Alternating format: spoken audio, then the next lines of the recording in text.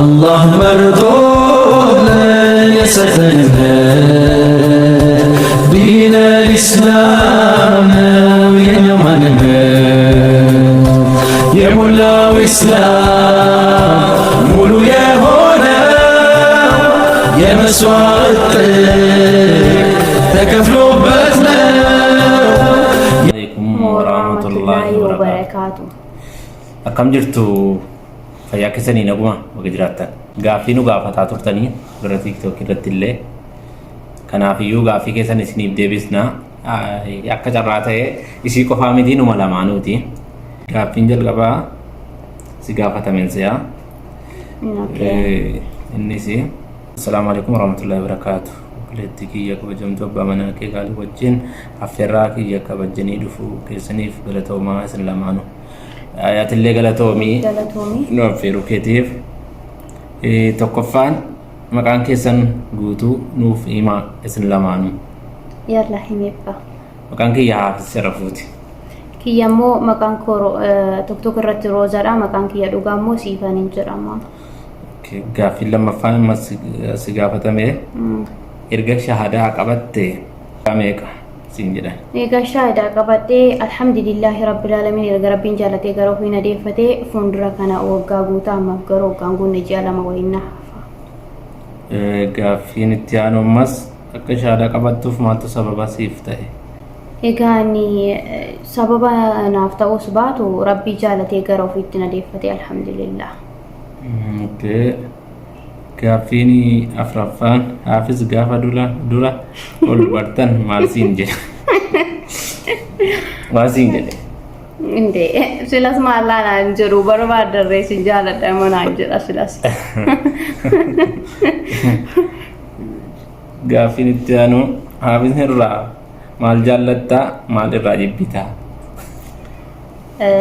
Alhamdulillahi rabbil alamin egaa Haafizuuni nama mucaamala gaarii qabudha.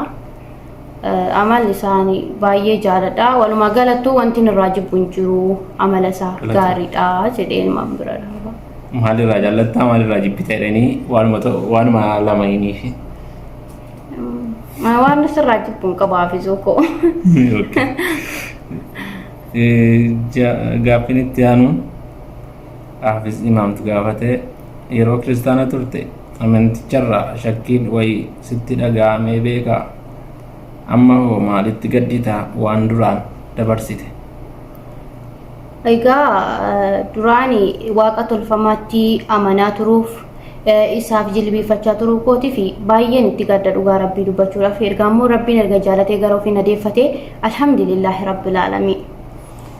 Gaaffiin itti aanu ammas gaaffii meeqaffaa dubbiste? La akkas jedha tokkoffaa jaalallee kee yookaan haadha kee filadhu osoo siin jedhanii eenyu filattaa? Harmee koo filadha. Dhugaa dubbachuudhaaf harmee koo filadha. Saddeet tokkoffaa eessatti dhalatte amma hoo eessa jiraatta? Egaa ani dhaloonni koo kan inni itti dhaladhee guddadhee Arsii Asallaati. Arsii Bahaa jechuudha. Achuma dhaladhees achuma guddadhees ammaaf kan hin jiraadhu moo biyyattii jaalatamtuu fi kabajamtuu biyyattii Suudii jiraadha. Erga gara amantaa Islaamaa dhufte rakkoon sirra gahe ni jiraa? La ani rakkoon narra gahe hin jiru alhamdulillahi rabbil alamin ergan gara musliimaa dhufe siriitu rakkoo duraanin narraa bu'ee kan hin cinqame naa milkaa'aa deeme malee rakkoon narra gahe hin jiru alhamdulillahi rabbil alamin. Yeroo kaafira turte ilaalchi ati amantaa musliimaaf qabdu akkam ture? Egaa akkuma beekamu dhugaa dubbachuudhaaf ani ergan biyya Arabaa deeme ijoollee musliimas ta'ee akkasuma hordoftoota amantii musliimas ta'ee baay'ee jaaladha.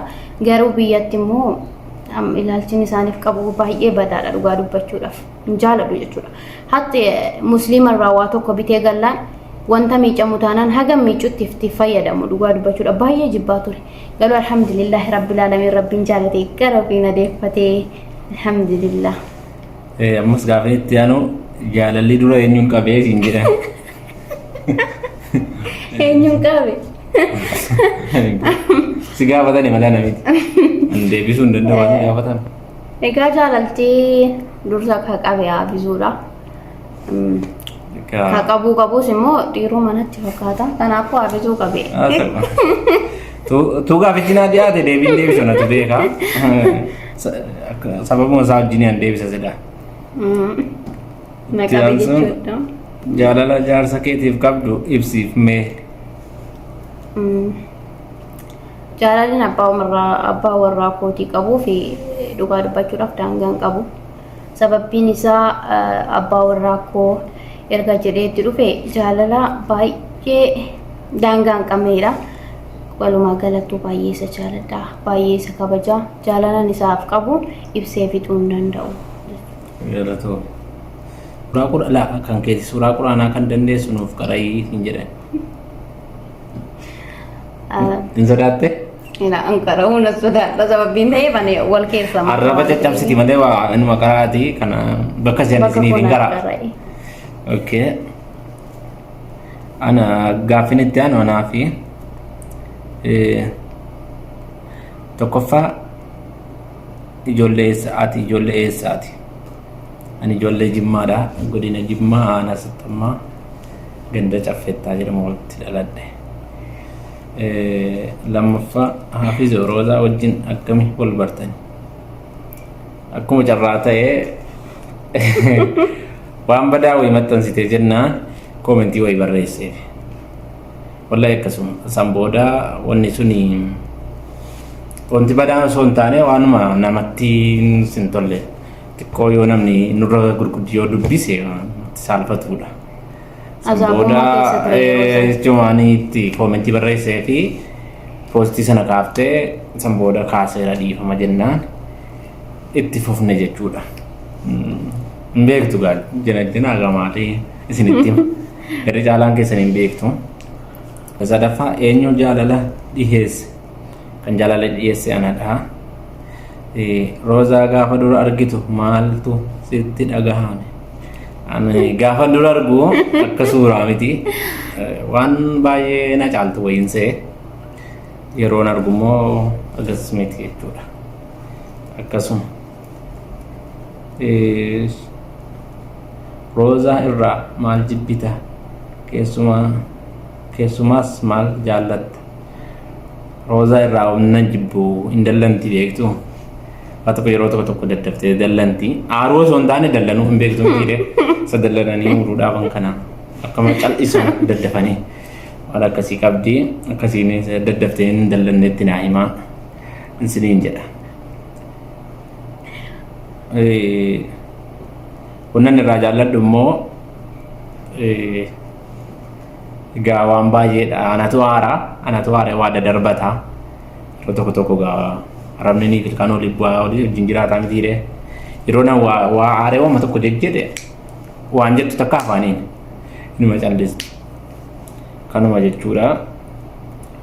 Gaaffiin itti aanu immoo osoo ummaan kee yookiin Roozaa yookiin ana filadhu siin jette eenyu filattaa? Ummaa kiyyan filadha. Roozaa dhuma dhiisee garuma ummaa kiyyaa deema gaasa kana gaasin hin beektu. Ummaadhuma kiyyan filadha jechuudha. Gaaffiin fi inni itti aanu immoo waanuma tokkos saffuu nama saalfachiisudha. Isinuma afaa dhiisu gaaficha kan. Gaaficha sana isinuma afaa dhiisu an dhiiseera. Akkuma kanatti irraa darbin. Maaliif waan xiqqoo saffuu keessa nama baasudha. Yaa sirriidha. Akkasi. Osoo Roozaan nama biraatiin eeruma yookiin nin kafare siin wajjin jiraadha siin jette kam filatta? Nama biraatti eerumtu malee kafaruu siin irraan filadhu. Akkasin siniin jedha. Gara fuula duraatti jaartii lammaffaa fuudhuuni yaaddaa? Egaa namni aga furiitti fuudhu iyyuu hin jira. Karoora akkasii hin qabu waan rabbii fidu immoo hin beeku. Ani garuu karoora lama fuudhu immoo hin qabu. dhuga rabbi tokkonuma sana yoo lama fuudhanii akkiin yoo gara tokko nama harkaa dabee rakkoo beektu kanaafiyyuu karoora isaan qabu waan rabbiin fidummoo hin beeku. Okay, kanaafiyyuu kan rabbiiti caala. Kanaafiyyuu abishii ammaa fi jaartii sirratti fiduuf yaadan qabu.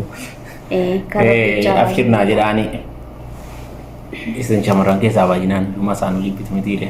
Ilmoo biyya ambaatti dhaluuf yaada qabdu.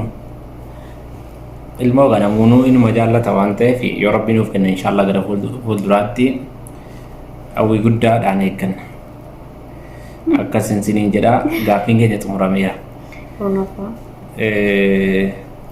Kanaafiyyuu gaaffii kana nu gaafachuu keessaniif galatoomaa. Nuti isinii deebifneerraa yoo dogongorri jiraate dhiifama nuuf godhaa. Biraatii wanni nuti isinitti dhaammannu ijoollee Oromoo walaa jaallannu walaa kabajnu isiniin jedhaa. Rabbis kan namarraa jaalatu isa sanidha. Kanaafuu waan hunduma duraa jaalalatu dursa. Kan gama tiiktookiitiin isin hordoftanu deebii keenya akka isin bira ga'e abdii qabna. Gama biraatiin immoo gaaffii biraas yoo qabaattan isiniif deebifnaa. Garuu gaaffii safuu keessa nama baasuu fi gaaffii gaan beektu mitiire gaaffii ulfaataa hin gaafatinaa. Gaaffii waanuma namatti tolu waanuma nama kolfisiisaa.